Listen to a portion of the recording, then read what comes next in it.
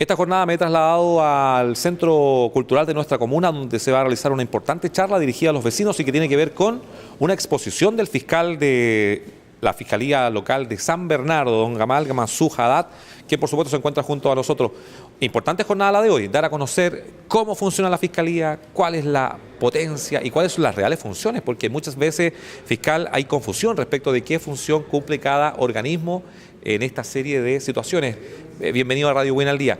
Cuéntenos cuál es el origen y la idea de esta charla dirigida principalmente a dirigentes vecinales. Muchas gracias, buenos días. Bueno, si bien soy fiscal jefe de la Fiscalía Local de San Bernardo, la Fiscalía Local de San Bernardo recibe ese nombre porque tiene asiento en esa comuna. Está bien el nombre. Pero es la Fiscalía de toda la zona Maipo, obedece a toda la zona Maipo. La iniciativa surge de las mesas de seguridad comunal, donde detectamos que había desconocimiento en relación a qué es la Fiscalía como institución, separándola del Poder Judicial, cuáles son las funciones de la Fiscalía, cuáles son los derechos que las personas tienen, porque la gente, si lo llevamos a cualquier situación, la gente ignora como el rayado cancha, no sabe cuáles son sus derechos, qué puede hacer dentro del proceso penal, qué le puede pedir a la Fiscalía o a otros entes del sistema, y cuáles también son sus obligaciones, ¿ya? Que también es importante para el éxito de las investigaciones. Las investigaciones son la determinación de la existencia de hechos delictuales, la determinación de responsables por esos hechos. Y la Fiscalía en este caso cumple un rol como el abogado de la gente que no tiene la posibilidad de enfrentar un caso directamente con un abogado. En el fondo son ustedes los encargados de representar al ciudadano afectado por un delito y en ese aspecto ustedes los que tienen que defender a ese ciudadano afectado en torno a un delincuente principalmente. Ese es como el rol en palabras básicas, ¿no? Sí, a ver, sí, es así, pero hay que hacer una distinción. El fiscal no es abogado de la víctima. El fiscal representa los intereses de la comunidad entera. ¿Ya? En eso, generalmente los intereses de la comunidad son los mismos intereses de la víctima, van a la par. En algún punto esos intereses pueden separarse. Por ejemplo, ocurre un delito y el fiscal también dentro de sus obligaciones está tener en sus antecedentes todo aquello que perjudica a quien aparece como acusado o imputado, pero también lo que lo beneficia. El fiscal debe ver lo que lo beneficia, tiene la obligación de objetividad, ¿ya? Por lo tanto, puede ser que en un punto la víctima diga, no, yo quiero que este hombre le apliquen 30 años, ¿ya?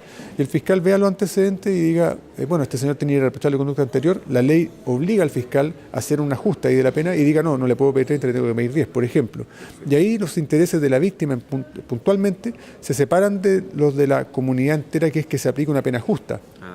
Porque dentro de la comunidad estamos todos y a todos, si entramos al sistema por cualquier razón, nos interesa que se nos aplique una pena justa. Entonces, el fiscal representa los intereses de la comunidad toda. Y en eso, tiene obligaciones respecto a la víctima. La víctima puede tener un abogado distinto del fiscal, que si bien representa sus intereses porque está dentro de la comunidad toda, no es abogado él en particular. Perfecto. Buen detalle. Vamos acerca del tema de las causas, porque hay causas de distinta índole respecto de lo que es el desarrollo de la justicia, distintos delitos que se van calificando respecto a su gravedad y a sus distintas formas. ¿Cuál es el tema de las causas actualmente en la comuna de Buin y San Bernardo también, que es como entendemos que es la comuna más grande y la que les da más trabajo también a ustedes respecto de enfrentar el tema? ¿Cuáles son las principales causas que llegan a la Fiscalía?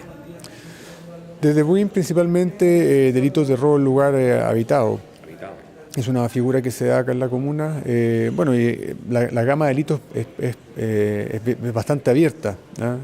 La sustracción de animales también en menor medida, los hurtos, algo de delitos de la ley de droga, delitos sexuales, la gama es completa, ¿ya? Pero principalmente los delitos contra la propiedad son los que más se producen en la comuna.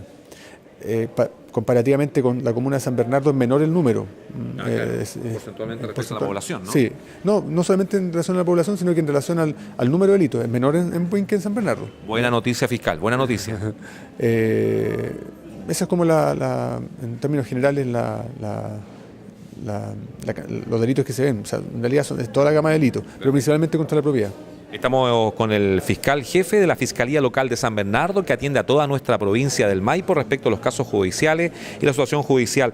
Hablábamos previamente respecto de la idea suya de esta charla es dar a conocer cuál es la real función de una fiscalía, de que mucha gente hace la denuncia en Carabinero o en la PDI y esa denuncia queda ahí y la persona, voy a usar un término técnico, no persevera, no continúa, ¿qué porcentaje de las denuncias recibidas y que a ustedes les toca tomarla y que le hacen perder gran tiempo, realmente se cae?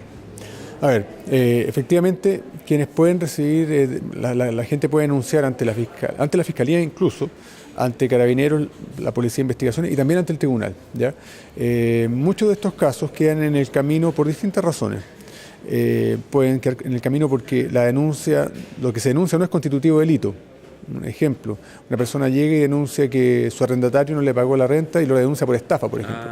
Es una cuestión civil y el fiscal lo que debe hacer, conociendo esto, es aplicar una facultad de no inicio, es decir, esto no es delito y se pide al tribunal y se comunica. Es una forma de desistimiento. Otra es que los antecedentes que se aportan no sean suficientes y hechas diligencias, no haya mayores antecedentes para proseguir con la investigación, con la indagación, para determinar la existencia del hecho o los responsables. En ese caso se archiva el caso. Otro es que avancemos en la investigación, ya lleguemos hasta un punto en que, pese a que hay una persona imputada, no hayan antecedentes suficientes para fundar una acusación respecto de esa persona en particular. ¿Por qué? Porque la ley pone un estándar para acreditar un hecho que es más allá de toda duda razonable. Si yo voy a llevar un caso a juicio, debo hacer una prognosis pensando en qué voy a poder probar en ese juicio. Si yo veo que no tengo prueba para llegar a ese estándar de convicción, no tengo antecedentes suficientes para fundar una acusación. Esa es la razón para no perseverar. Y también hay salidas previas que no llegan a sentencia, que son, por ejemplo, las salidas alternativas, una suspensión condicional, un acuerdo reparatorio, que buscan solucionar el conflicto penal sin llegar a una sentencia. Ejemplo, una persona le rompe los lentes a otra, ¿ya? Esos daños. Ese caso puede llegar a una sentencia, pero también puede terminar con un acuerdo reparatorio en que las partes se acercan y conviene, por ejemplo, en que le pague yo le pago tanta cantidad de dinero y con eso me doy por satisfecho. Eso se sanciona en el tribunal lo aprueba y termina. El acuerdo reparatorio es entre las partes, entre el imputado y la víctima. También está la suspensión condicional, en que el fiscal propone al imputado una salida que lo sujeta a ciertas condiciones por un plazo que puede ser de hasta 2 años. En ese caso, el fiscal es quien lo promueve respecto de ciertas personas en delitos que no superen los 3 años de pena en concreto, que no tengan antecedentes, ninguno, que no tengan suspensiones previas, no pueden tener una suspensión vigente, y se proponen estas condiciones, y si la persona durante ese plazo se mantiene sujeta a estas condiciones y no vuelve a delinquir y respeta las mismas, por ejemplo, no acercarse a la víctima, pagar una suma de dinero, fijar domicilio, informar cambio, someterse a un tratamiento, se entiende que se aprueba la suspensión, se tiene por cumplido el plazo y se sobresee el caso en definitiva como si nunca hubiera delinquido. Son salidas intermedias. Un gran porcentaje de casos termina también porque, no obstante avanzar, las personas no quieren proseguir en el caso. En eso hay responsabilidades que tienen que ver con la Fiscalía, con el sistema procesal penal. Ahora, el sistema genera obligaciones. Y tiene etapas que hay que ir quemando en el proceso. La concurrencia a ciertas audiencias en que la víctima debe estar presente, la concurrencia al juicio. Sin víctima es muy difícil que tengamos una condena. Hemos tenido condenas sin víctima. Hace poco tuvimos una, por ejemplo, por violencia intrafamiliar, una causa de Tehuín, precisamente, donde una señora fue agredida por su marido, el marido la quema, y ella denuncia inicialmente. Doy a conocer esto porque es un caso terminado con sentencia, son antecedentes públicos ya. Y luego de esto, bueno, los funcionarios policiales actúan con premura, muy bien, toman las declaraciones pertinentes a una testigo, a la víctima, al doctor en el hospital, sacan fotos a la víctima de cómo estaba en ese momento, lo que fue vital también, pero la víctima después dijo, no, yo no quiero seguir, no quiero continuar. Es muy difícil tener una sentencia sin víctima, ¿ya? No obstante, acá en este caso, viendo la gravedad de los hechos, en quemaduras graves, dijimos, no, acá hay que llegar hasta el final, aunque nos absuelvan, pero que la absolución, que hay que llevar esto antecedente al tribunal y recordemos que está no perseverar, no hay antecedentes suficientes para fundar una acusación.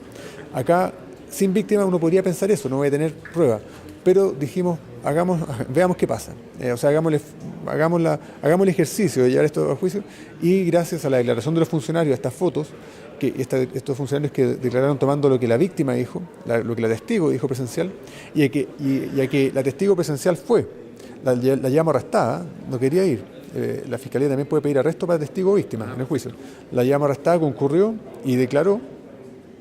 El hombre fue condenado a 3 años y 1 día pena efectiva. ¿Ya? Ahora lo están buscando porque andaba fugado, pero está condenado. Entonces, claro, si la víctima no está, probablemente el caso va a morir. Y ese caso es una excepción en cuanto a tener una condena sin víctima. Generalmente los tribunales sin víctima tienden a la absolución.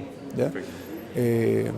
Entonces, en eso también un motivo para que el caso no continúe, llegando hasta este punto, es que la víctima no esté. Y también eso puede ocurrir antes. Si uno cita a la víctima durante el proceso, no asiste, también eso puede importar que el caso se desestime, porque la víctima es quien mejores antecedentes puede entregar.